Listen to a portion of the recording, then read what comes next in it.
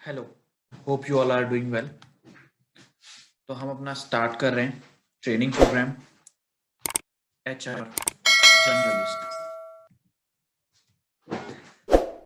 सबसे पहले हम अपनी इस प्रैक्टिकल ट्रेनिंग को आगे बढ़ाएं। उससे पहले हमें समझना होगा कि हम इस एंटायर ट्रेनिंग प्रोग्राम में क्या कुछ पढ़ने वाले हैं और वो हमारे कहाँ कहाँ काम आएगा। तो चलिए पहले हम बात करते हैं इसके कंटेंट्स पर, टॉपिक्स पर, क्या क्या टॉपिक्स हमें इस ट्रेनिंग प्रोग्राम में पढ़ने होंगे, और उसके बाद फिर हम वन बाय वन टॉपिक को लेकर के उसके डिस्कशन को आगे देखिए। हम अपनी इस कंप्लीट ट्रेनिंग को 2 फेजेस में डिवाइड करते हैं। जो 2 फेज में डिवाइड करेंगे हम, फेज 1 और फेज 2।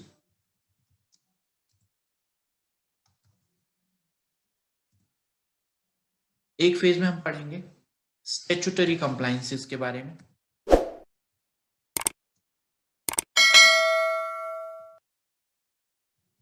यानी कि एचआर में क्या कुछ स्टैट्यूटरी कंप्लायंसेस होते हैं जो हमें फॉलो करके चलने होंगे। दूसरा फेज हमारा होगा जिसमें हम बातें करेंगे कोर एचआर पर। तो देखिए,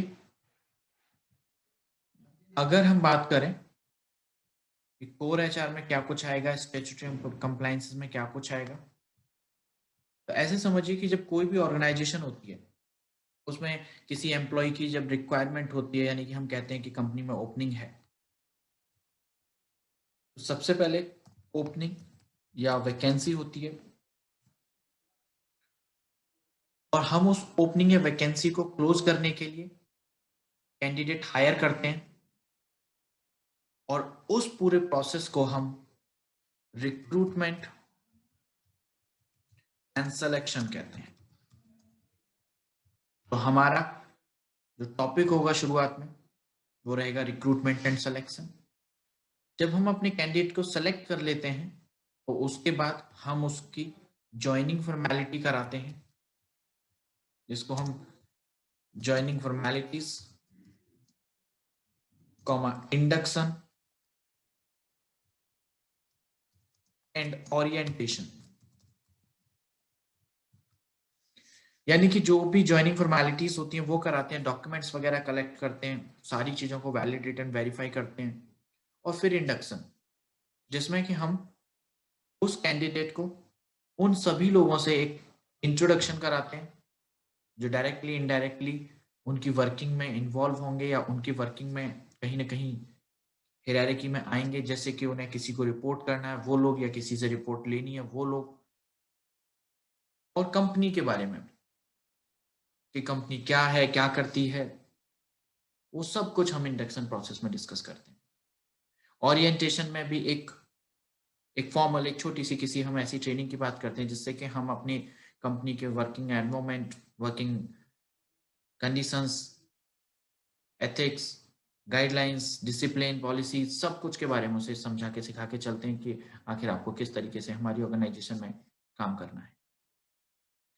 उसके बाद पॉइंट आता है, मान लीजिए सारा कुछ कंप्लीट हो गया, तो देखिए हम जानते हैं ये ऐसा फेज है जो कहीं ना कहीं सभी के लिए जरूरत पड़ती है, ट्रेनिंग एंड डेवलपमेंट। अब अगर कोई फ्रेशर है तो डेफिनेटली उसको सिखाना होगा कि आखिर जो काम आप कराने वाले हैं उस कैंडिडेट से वो काम कैसे किया जाएगा। अगर एक्सपीरियंसड है तब भी हमें कई बार ट्रेनिंग की जरूरत पड़ती है उस कैंडिडेट के लिए। वो ये कि हो सकता है उसने, उसके पास जो एक्सपीरियंस है, जो नॉलेज है, जो उसने काम किया है वो प्रीवियस कंपनी में किसी और पैटर्न, किसी और सॉफ्टवेयर या किसी और तरीके से किया होगा, और हो सकता है हमारे यहाँ सॉफ्टवेयर पैटर्न, वर्किंग कंडीशंस अलग होंगी, तो हमें उसके अकॉर्डिंग से सिखाना होगा। जब हम अपने कैंडिडेट को ट्रेन कर लेते हैं देन फिर हम उसे वर्किंग के लिए ऑनबोर्ड कर देते हैं। ये बेसिकली कोई टॉपिक नहीं है, बस मैं एक स्टेप वाइज चल रहा हूं तो आपको बता रहा हूं कि कब कौन सी सिचुएशन आ रही है। कैंडिडेट जब वर्किंग पर आ जाता है, काम कर रहा होता है, तो जरा सोचें कि एज एन एचआर क्या आपका जो रोल था, आपकी जो जिम्मेदारियां थी पूरी हो चुकी हैं? तो मैं कहूंगा काफी हद तक तो हाँ, लेकिन अभी बहुत कुछ बाकी भी है। इसमें एक इंपॉर्टेंट चीज जो हमारे लिए सबसे क्रूशियल, सबसे इंपॉर्टेंट रहती है वो ये कि जो कैंडिडेट हमने हायर किया है, क्या वो उतना काम कर रहा है? क्या वो हमारी एक्सपेक्टेशंस पर खरा उतर रहा है? यानी कि हम उसकी परफॉर्मेंस को इवैल्यूएट करते हैं। हमारा एक टॉपिक आता है जिसको हम शॉर्ट में बोलते हैं पीएमएस, बहुत ही बड़ा और इंपॉर्टेंट टॉपिक है अपने आप में, जिसको हम कहेंगे परफॉर्मेंस मैनेजमेंट सिस्टम। ये टॉपिक कई सारे टॉपिक से लिंक्ड है, कई सारे टॉपिक इसमें मैं कहूँ तो मर्ज भी रहते हैं। यानी कि हम टाइम टू टाइम अपने कैंडिडेट की परफॉर्मेंस को इवैल्यूएट करते हैं कि वो काम ठीक से कर रहा है, नहीं कर रहा है, अगर नहीं कर रहा है तो क्या रीजंस हैं। उन रीजंस को फिर हम एनालिसिस करके के उन्हें कैसे रिजॉल्व किया जाए जिससे कि उसकी परफॉर्मेंस इंप्रूव हो, तो उसको हम बोलते हैं पीआईपी, परफॉर्मेंस इंप्रूवमेंट प्लान्स। और जो भी हमने परफॉर्मेंस इंप्रूवमेंट प्लान्स बनाए, इंप्लीमेंट किए, फिर उनके बाद फिर अगेन चेक करते हैं कि क्या हमारे वो जो प्लान थे वो सफल रहे, क्या कैंडिडेट परफॉर्म कर रहा है। और हम उन परफॉर्मेंस इंप्रूवमेंट प्लान्स के साथ साथ बहुत सारे इस तरह की स्ट्रैटेजी भी अपनाते हैं कि किसी कैंडिडेट से अच्छा काम कराने के लिए कहीं ना कहीं उसके लिए एक मोटिवेशन की रिक्वायरमेंट होती है, तो हम उसे बहुत सारी पॉलिसी जैसे कि incentive, bonus, performance bonus, appraisals, appreciations, इस तरह से बहुत सारे हमारे पास ऑप्शंस होते हैं जिनको हम यूज करके अपने कैंडिडेट को हाई परफॉर्मेंस देने के लिए कहीं ना कहीं इंस्पायर करते हैं कि वो अच्छा काम करे। अगर हम बात करें इसके आगे, तो इसके आगे हमारे और भी बहुत सारे टॉपिक्स आते हैं। जैसे कि मैं बात करूं HR policy, as an HR आपकी रिस्पॉन्सिबिलिटी होगी कि आप एचआर पॉलिसीज बनाएं। डिसिप्लिन,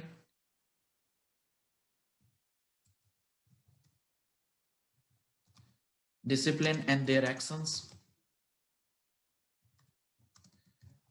यानी कि हम बात कर रहे हैं कि हमारे वर्क प्लेस पर पूरा का पूरा जो माहौल है वो एक डिसिप्लिन्ड रहे, वेल डिसिप्लिन्ड, और अगर कोई फॉलो नहीं करता तो उनके लिए उनके अगेंस्ट क्या कुछ एक्शंस लिए जा सकते हैं। ओडी, ऑर्गेनाइजेशनल डेवलपमेंट्स,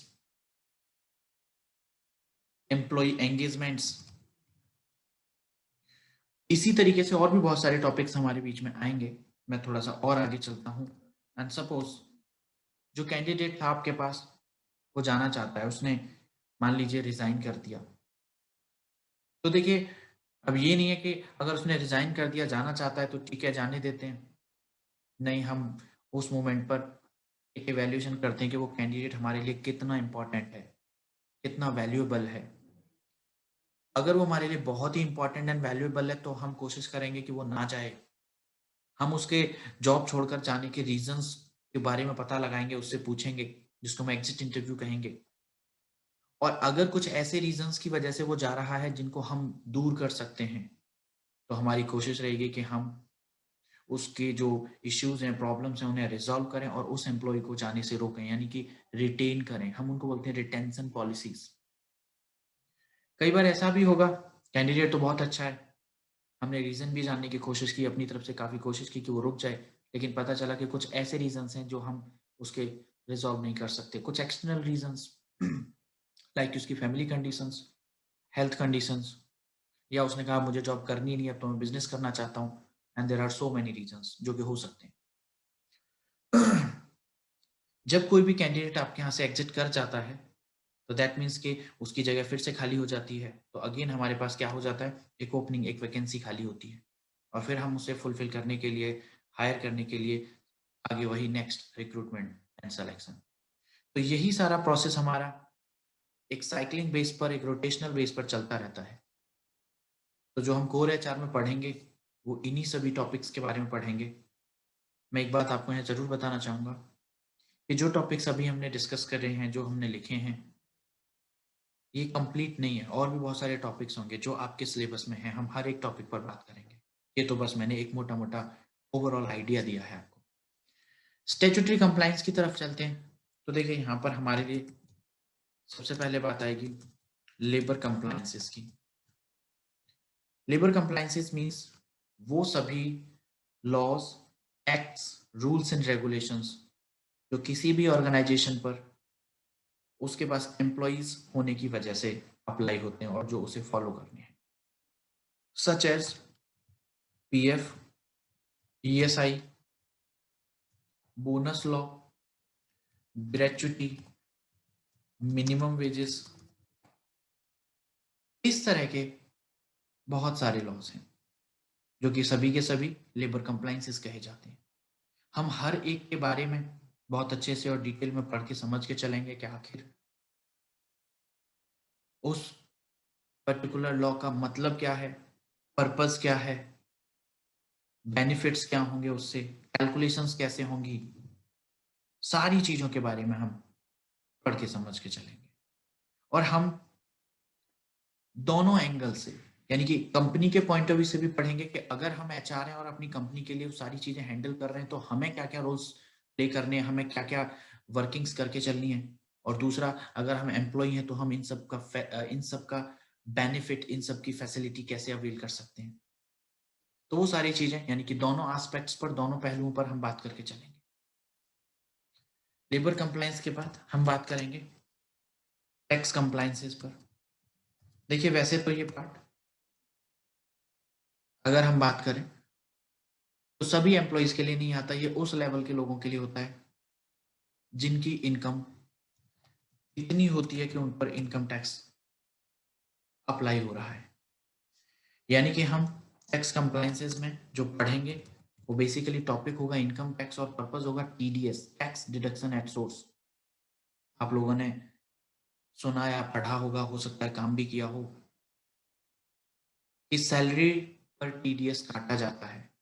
यानी कि कंपनी जब अपने एम्प्लॉयज को सैलरी पे करती है तो जो भी सैलरी अमाउंट है उसमें एक टैक्स अमाउंट डिडक्ट करके हम सरकार को जमा कराते हैं।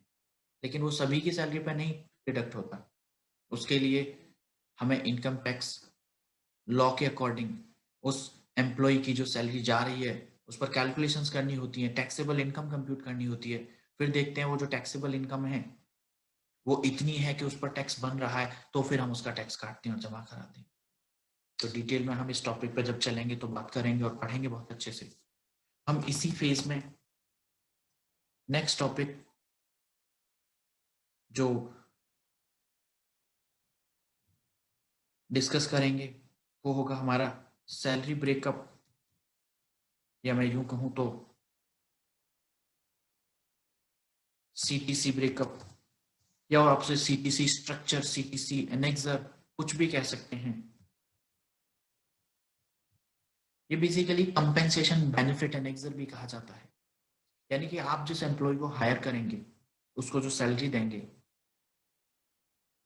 नॉर्मली जब कंपनीज अपने किसी भी एम्प्लॉय को हायर करती हैं और उसको जब सैलरी ऑफर करती हैं तो एक ही टर्म होता है जिस पर बातें होती हैं और वो है सीटीसी। लेकिन सबसे इंपॉर्टेंट चीज, आखिर ये सीटीसी होता क्या है? हो सकता है इसके बारे में आप जानते हो, कॉस्ट टू कंपनी। लेकिन होता क्या है कॉस्ट टू कंपनी, क्या क्या कवर होता है इसके अंदर? कॉस्ट टू कंपनी में किस किस तरह से हमें कितना बेनिफिट हमारे इन हैंड आता है, कितना किस अदर फॉर्म्स में आता है, वो सारी बातें यहाँ होती हैं। तो देखिए, कई बार कंफ्यूजन रह जाता है। मान लीजिए, अगर एक एग्जांपल लेके चलते हैं, आप ही अपने आप को ले लीजिए कि अगर आप किसी कंपनी को ज्वाइन करते हैं और आपके और उस कंपनी के बीच में बातें हुई कि चलिए हम आपको 5 lakh rupees per annum as a CTC offer कर रहे हैं। अगर आपको उसके बारे में ठीक से क्लियरली नहीं पता है तो आप क्या अंदाजा लगाएंगे कि आपको 5 लाख पर एनम मिलेंगे? सीधा सीधा हिसाब, 5 लाख डिवाइड बाई 12, साल में 12 महीने होते हैं तो आपको पर मंथ अमाउंट मिल जाएगा जो भी 42-43 हजार आएगा।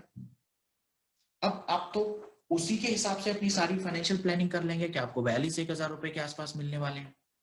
लेकिन जब एक्चुअली एक महीने काम करने के बाद आपकी पहली सैलरी आएगी